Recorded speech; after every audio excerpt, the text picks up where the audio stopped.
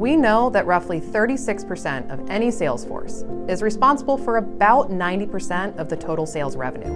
Now that's a problem. But how is this problem impacting your company's ability to grow? I'm Alex Cole-Murphy, the Managing Director of Hiring and a Sales Development Expert for Anthony Cole Training Group.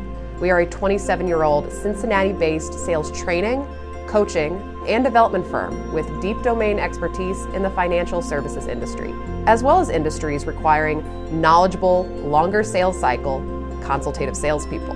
But what we believe is, if you need a stronger sales culture, we can help.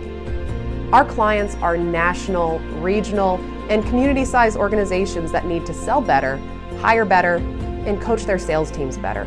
We help them build market-tested, custom-engineered solutions that improve the effectiveness of their salespeople and increase overall sales results.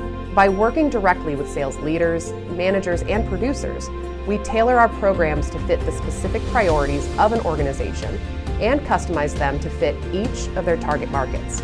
Your salespeople must be better than ever before. Because they have fewer one-on-one opportunities with prospects and clients, your salespeople must be prepared to leverage each valuable conversation.